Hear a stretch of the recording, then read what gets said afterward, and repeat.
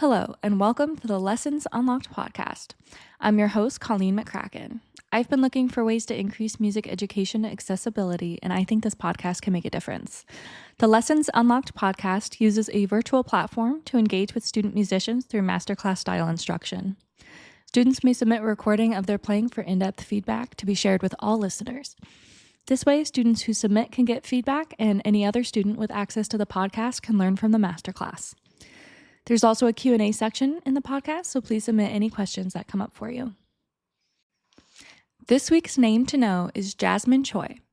Praised as the goddess of the flute by the Korea Times, Jasmine Choi is a dynamic and innovative flutist whose artistry transcends traditional boundaries. Known for her captivating performances and engaging online presence, she is particularly dedicated to cultivating new audiences for classical music while delving into the limitless potential of the instrument. Upon graduating from the Curtis Institute of Music and the Juilliard School, and prior to taking off with her career as a full-time soloist, Jasmine Choi served as principal flute of the Vienna Symphony under Fabio Luisi and associate principal flute of the Cincinnati Symphony under Paavo Jarvi. Not sure if I said that correctly. Apologies. As an educator, Choi has taught masterclasses at the Juilliard School, Curtis Institute of Music, Indiana University, Colburn School of Music, Manhattan School of Music, Florida University, Harvard University, University for Music in Vienna, and many other prominent institutions. She has filmed Henley Verlig's Masterclasses series for flute in Germany, and also served on the flute faculty of Carnegie Hall's National Youth Orchestra, as well as the Sarasota Music Festival in Florida. Currently based in Austria, Jasmine Choi balances a busy performing schedule with her work as a digital creator. During the outbreak of the COVID-19 pandemic, Ms. Choi started sharing educational videos on YouTube for advanced flutists, in addition to collaborating with young pianists by introducing them to broader audiences in order to help kickstart their careers. She also began interviewing world-renowned classical musicians via live streams and recorded videos to reach broader audiences through the digital world.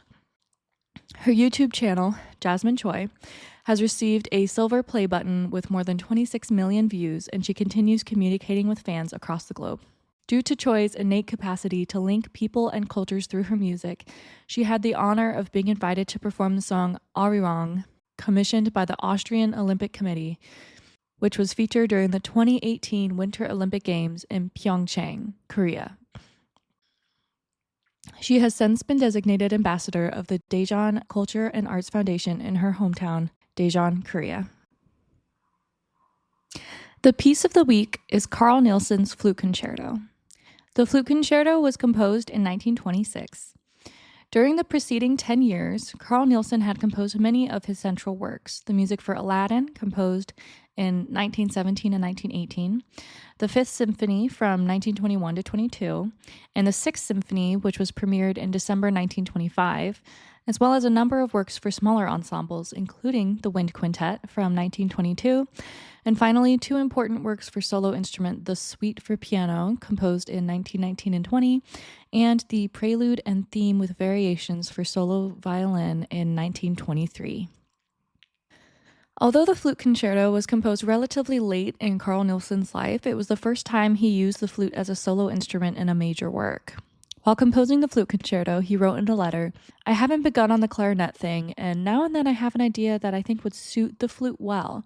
Should I rather write a flute piece first? I'm thinking in this respect about Paris, and I'd like to hear a word or two from you about this matter, whether Gaubert is going and what could come of it." He mentions the work on the Flute Concerto in many letters over the next few months, writing, "The Flute Concerto is going well, and just today I have finished the first movement, which has come out well, but it is very difficult for the soloists, so there will be something to study for the good Gaubert. This movement will be by far the most important from the content side too. It plays 10 minutes and in fact could stand alone, so if I were to drop the rest, as I do not hope to or have in mind, then it can easily be played alone. The other movements will of course be short. I have worked and thought a lot about the instrument, and the orchestral accompaniment is very finely honed, almost like chamber music." In a letter to Anton Svedsen, he writes very little, but very tellingly, about the difficulties of composing with variety for the flute. "I have written a flute concerto. It plays for about 16 minutes. That is enough for a flute, which doesn't have the variety of string instruments with bowing, double stopping, harmonics, etc., isn't it? I have taken a great deal of trouble with it and hope it is not a total failure. It certainly was not a failure, as it's still a favorite of many flutists today. I had the pleasure of working on this piece in my undergraduate degree, and I completely fell in love with it. I will link my favorite recording of Nielsen's Flute Concerto in the description below.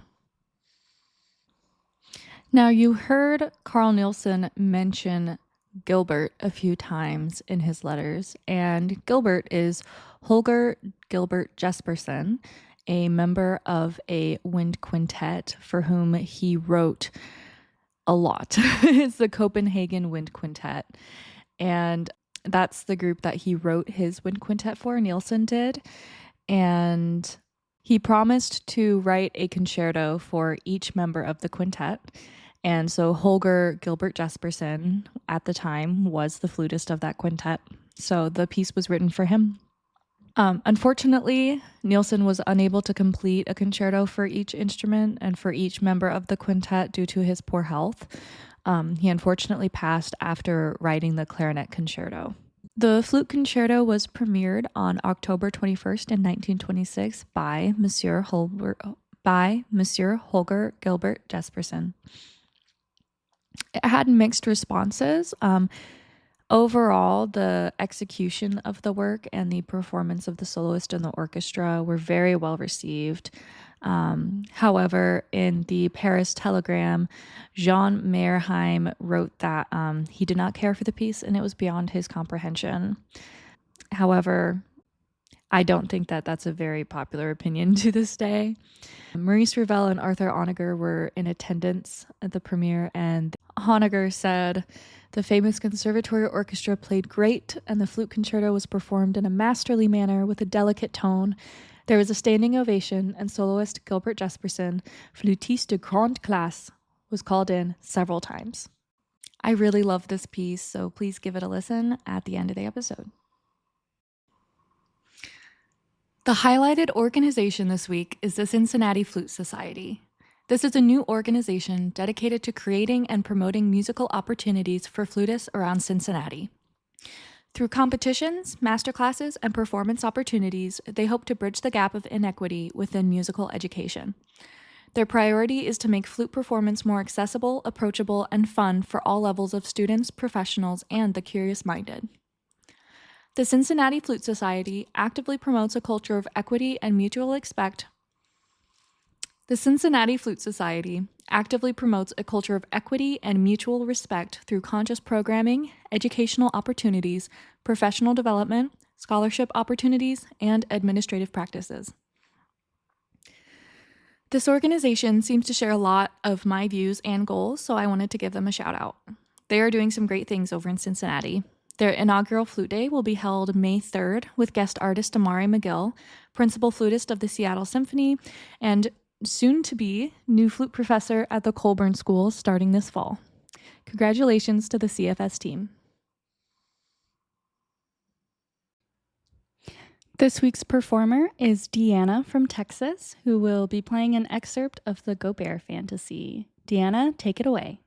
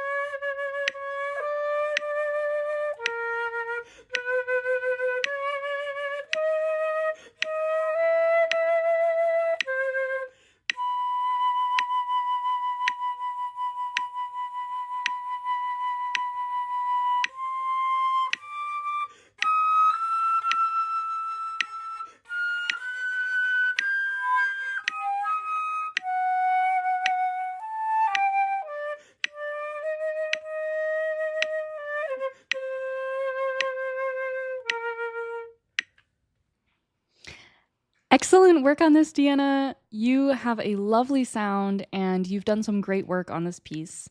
For our friends who may be unfamiliar, the Fantaisie for Flute and Piano by Philippe Gaubert was written for Léopold Lafleurance and connects to some things that I said on the last episode of the podcast. This was written for the Paris Conservatoire Concours.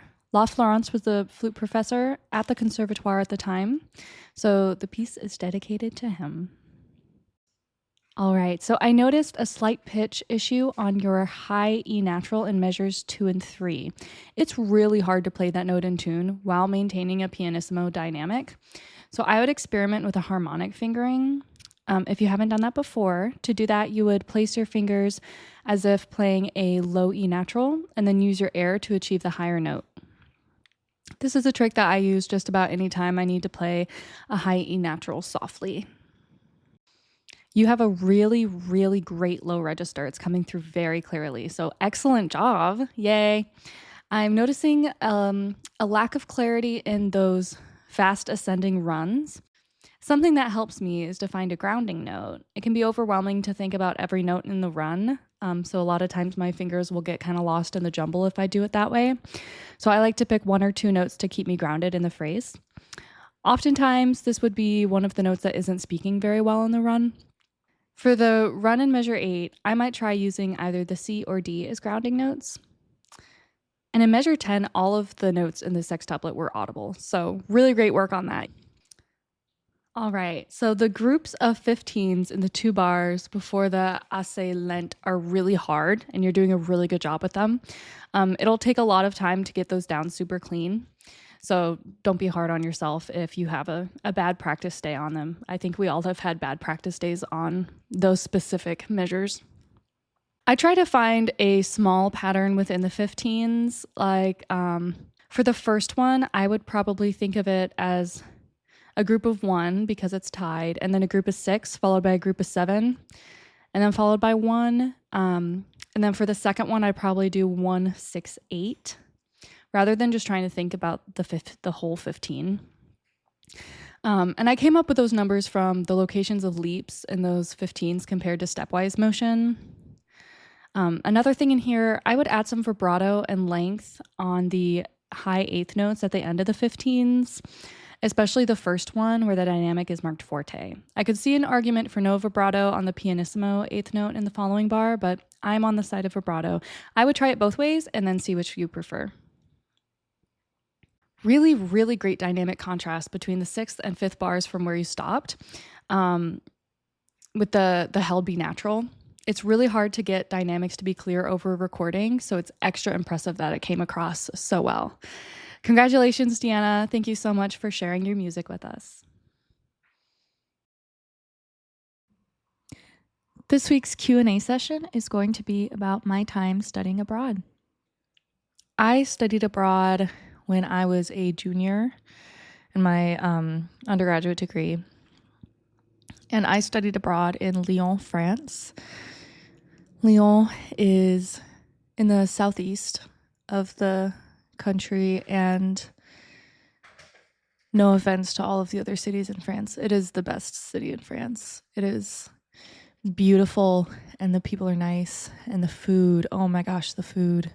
You will not find better food than the food in Lyon, France. Now, maybe if you're vegetarian, it might not it might not get you the way that it got me, because so many of the regional dishes are meat based.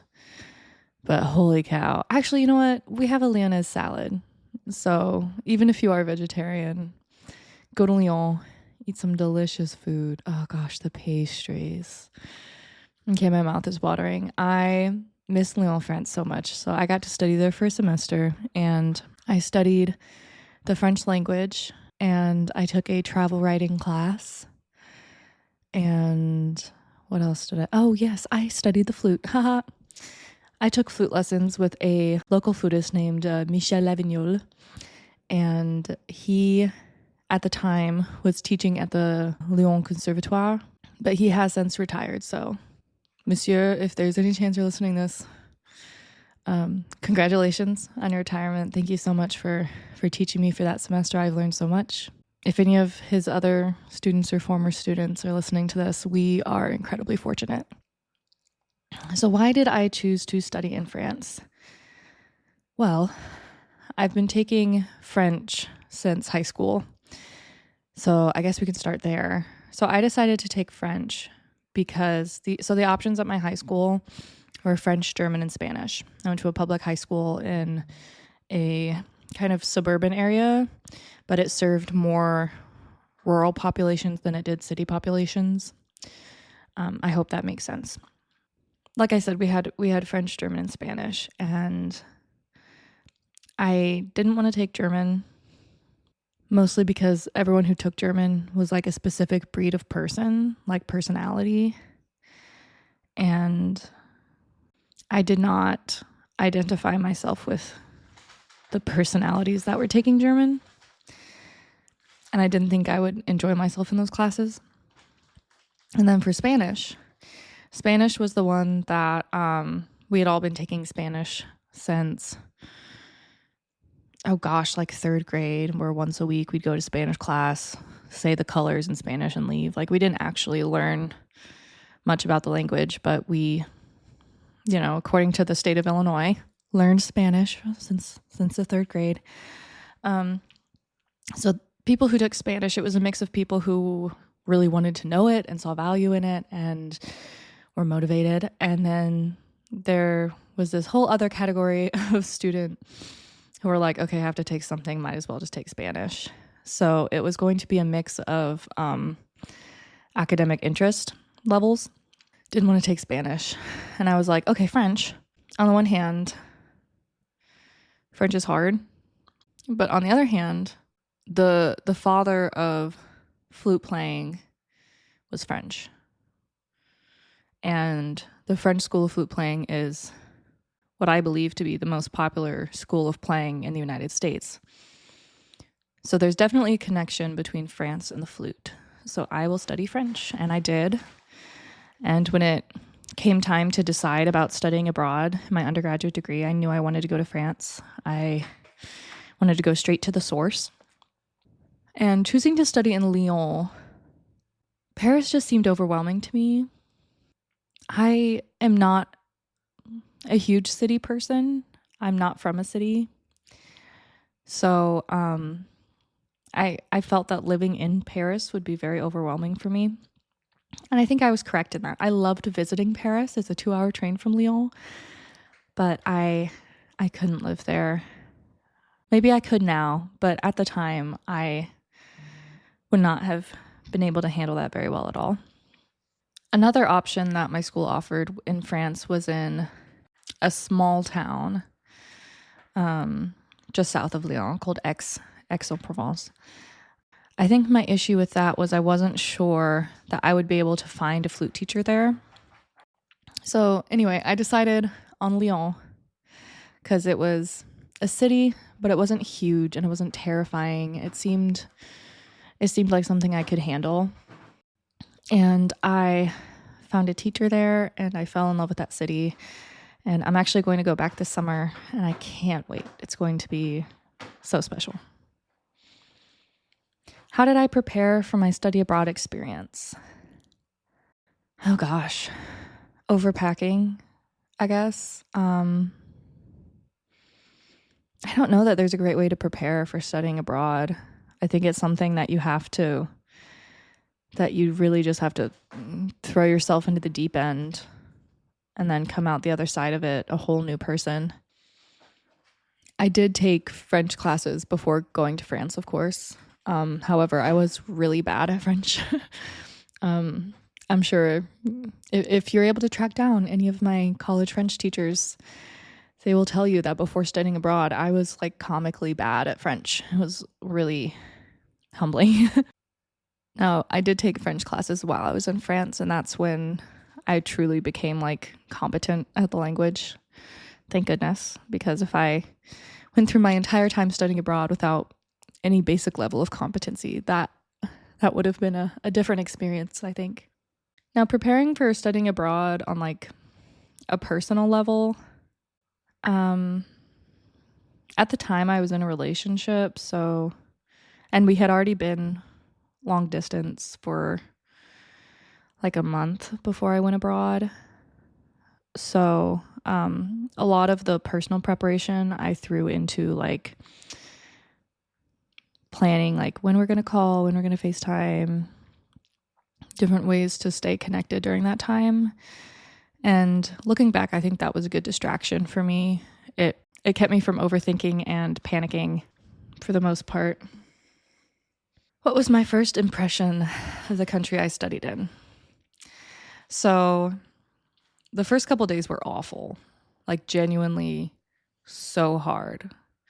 Now, when I went to college, freshman year, moved into my room, I was not homesick. I didn't go through that I want to leave, I want to go home feeling that a lot of people go through, and that's a normal thing to go through. I did not. I went through that in France. I got there. My flight from Chicago to Frankfurt was delayed, so my connecting flight from Frankfurt to Lyon, I missed it. And it ended up adding like 10 hours to my travel day. And on the flight from Chicago to Frankfurt, I was sitting in front of this total jerk who would like hit me and yell at me if I tried to recline my seat. So I did not sleep the entire time. So by the time I got to France, I hadn't slept in roughly 24 hours. And that is not great. So we got there, ate dinner, barely. It was so hard to eat dinner because I just wanted to fall asleep. And went to the hotel that my group stayed at before we moved into our dorms. Fully hit the hay, just slept so well that night. And then the next day, we moved into our accommodation, and that was on a Sunday. And part of my culture shock was that on that day, I learned that the bed sizes in France are different. So the sheets that I had brought from home to sleep on did not fit that bed. And also it was Sunday. So everything was going to close pretty shortly after I realized that I needed to go buy sheets if I wanted to sleep at night. So thankfully, someone who ended up being a really great friend, but someone who I didn't know yet because it was like literally day 2 of being in France, was like, I'm ordering an Uber. We're going to this store. When we get there, we'll have like 20 minutes to get everything we need, and then we're going to Uber back. And I'm so grateful for her because I was on the verge of a total breakdown. So got the bedding, got a couple snacks, fine. But at that point, I was still tired. I was overwhelmed. I was hungry because I had been told that like things close early on Sundays in France. I assumed that like I couldn't go anywhere for dinner and literally nothing was open. And that's not the case. Most places just close early. But like if you want to go out for dinner on a Sunday night, you can find somewhere to go out for dinner on a Sunday night. But again, I didn't know that. So I just freaked out and I called my mom and I was like, I have to come home. I can't do this. I need to book a flight.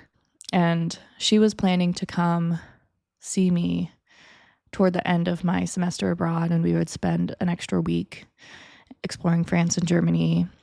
And she lied to me, actually. She was like, okay, I'll change my flights and I'll come during your fall break instead. So you just have to make it to fall break. And I was like, okay.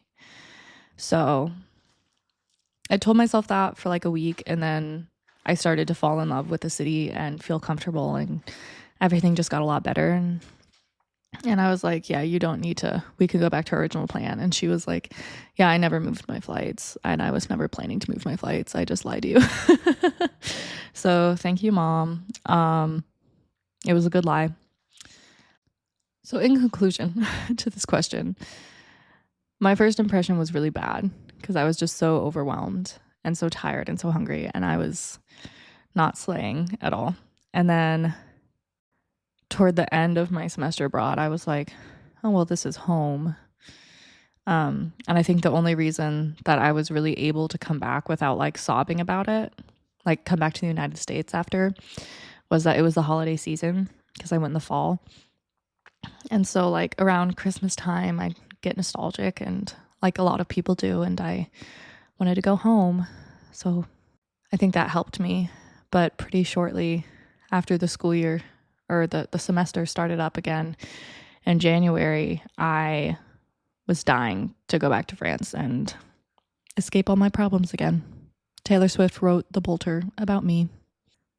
What were some of the biggest challenges you faced when adjusting to life in a new country? So I can't have gluten. Gluten is poison to my body, and yeah, can't do it. So navigating being gluten-free in France was a little hard. I did find a gluten-free bakery called Le Castelier, and I'm gonna go back this summer and I'm going to eat so many pastries and I can't wait. I miss them so much. But learning the French words for gluten and wheat and barley and rye, all of the stuff that's gluten containing, that was a journey. So I distinctly remember I went to this little corner store called Monop. Monoprix is it's kind of like Target over there, but Monop is like a small corner version of it. And so I went for lunch with a couple friends, and they have fresh food there. So I got this like what looked to me as like a quinoa bowl, and I was like, I can have quinoa. This is great. So I'm eating it. And I start to get a stomach ache, and I look at it and I'm like, okay, I probably should have checked the ingredients before buying this. I just kind of assumed that it was quinoa. It was not quinoa. I was eating like straight gluten.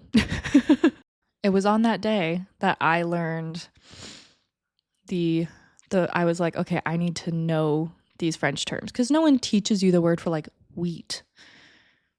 No one's like, oh yeah, wheat is blé. No, why would they teach you that? You need to know how to say like hello, goodbye, please, and thank you before you know how to say wheat.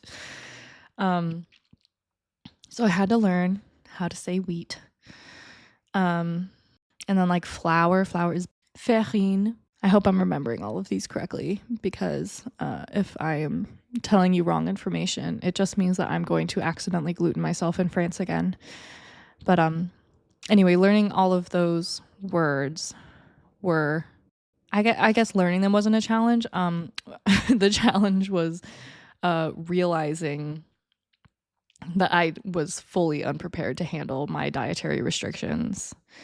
Now, by the time I left France, I knew how to say like, I can't eat gluten. Does this have gluten? I learned how to navigate crepes. I can't have the sweet crepes because those are made with regular flour, but savory crepes, or les galettes, those are made with buckwheat, which don't contain gluten. So I can walk into just about any crepe place, creperie, I don't remember, probably creperie, and I can get a galette and be safe, which is wonderful. How did studying abroad change your perspective on education and learning? Studying abroad reminded me that education is supposed to make us better people, and it is not supposed to make us people who get straight A's. It's not supposed to make us people who can spout off random facts. It's supposed to make us people who can think about things critically.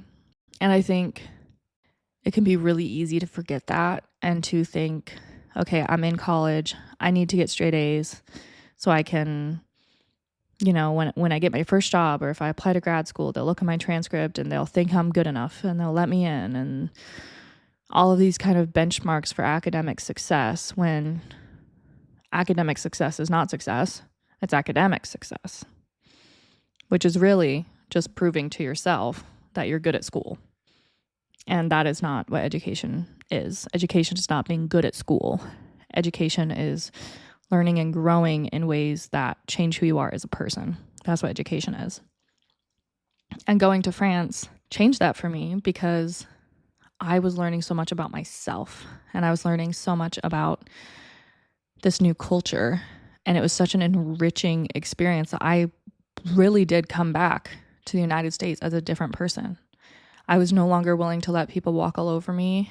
I would stick up for myself. There were things that I simply would not accept. And my social anxiety was, I'm not going to say it was cured, but it was far, far less of a hindrance than it had been before I went abroad. Because when I was abroad, like random French people would yell at me, and I didn't know what they were saying because I wasn't very good at French when I first got there. And that's terrifying. Someone yelling at you in a language you don't know about something you don't know in a place that you're not familiar with, like that's awful. And you know, to be in the United States as an American who speaks English very well, that doesn't tend to happen to you. So there's not a whole lot to be socially anxious about anymore, because nothing's going to be quite as bad as a random French guy yelling at me. What did I learn about myself during my time abroad? I love to travel. I learned that I love to travel, and I love to solo travel.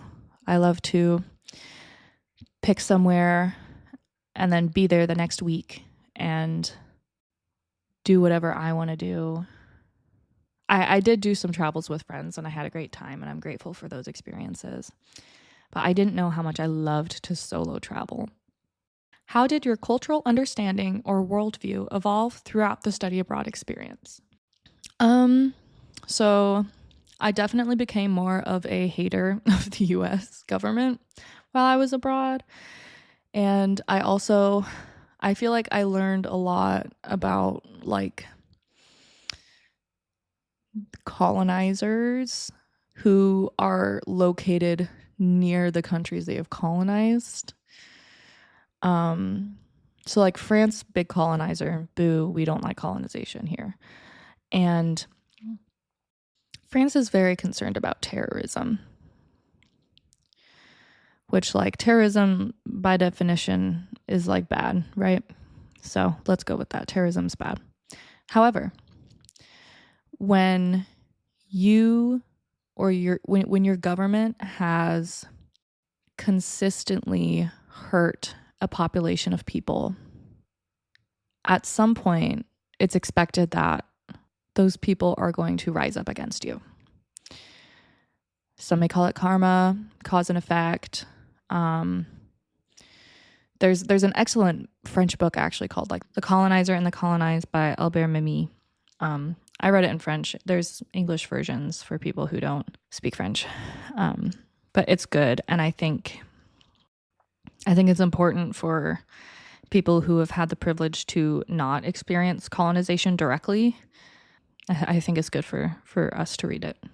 It was published in 1957. And it's on Goodreads. It has a 4.2 out of 5 on Goodreads. So take a peek.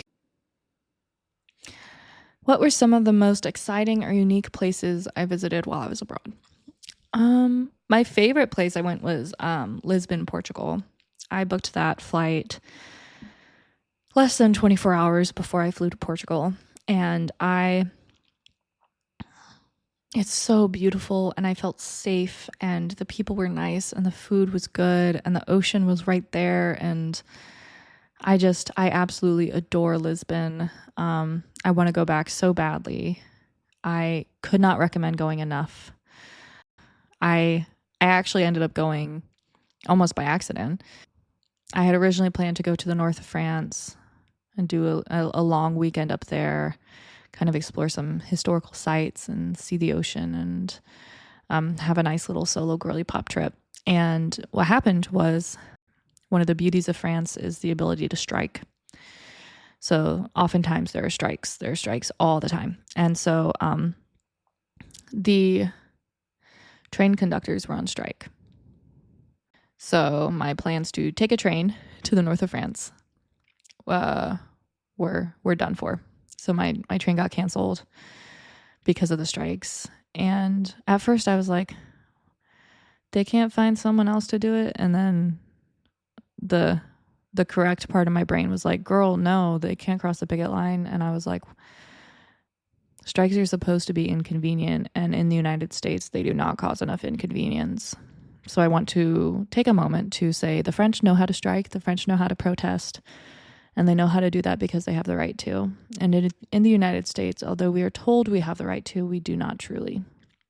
And strikes in the United States are not nearly as effective as in France. So I want to applaud the French who strike. Thank you. But anyway, I didn't want to just spend that weekend doing nothing. So I went on this website called Kayak, and I found some cheap flights, and I was like, all right, you know what? Screw it. I'm going to go to Portugal. So I spent 3 days in Portugal, and I am so grateful I did. And you know what? I'm grateful to the people who were on strike and caused my original trip to get canceled, because it led me to my favorite trip of my entire time abroad. It was excellent. I had my first taco in months in Portugal. I had a delicious taco. Now, the French know how to make great food, but they don't know how to add spice to stuff because they're like delicate little baby girls, said with love.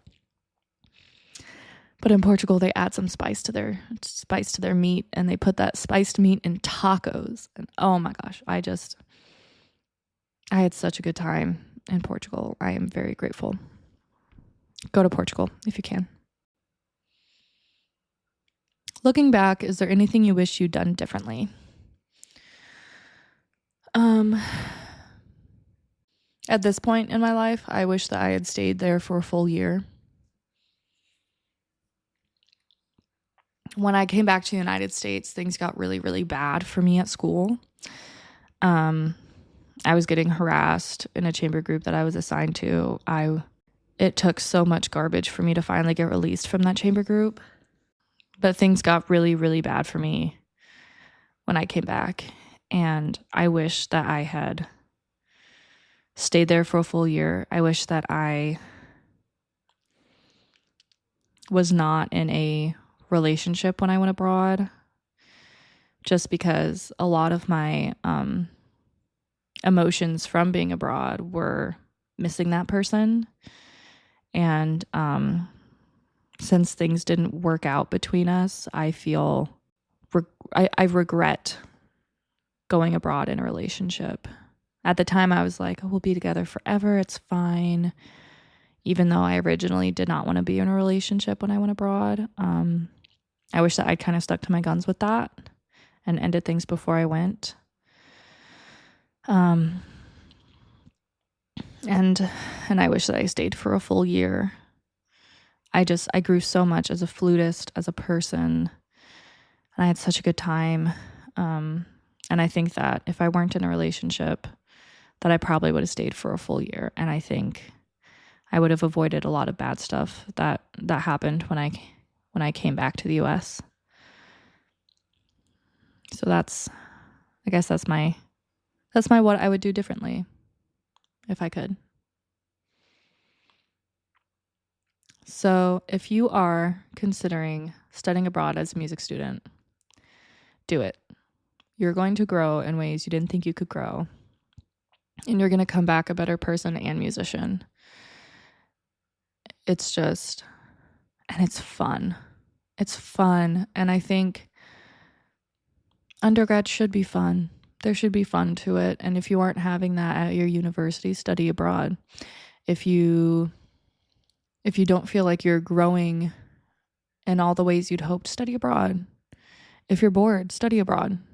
I really think that every musician should study abroad. I love talking about my time abroad, but if you have any other questions about the flute, about teaching, about music in general, or about any of my experiences, please submit them to the podcast to be featured on the next episode. Thank you all for listening to this episode of the Lessons Unlocked podcast. Thank you to our performer of the day, Deanna from Texas. And a final thank you to all music educators. Go listen to Carl Nielsen's Flute Concerto, and I'll have more for you next week. Bye.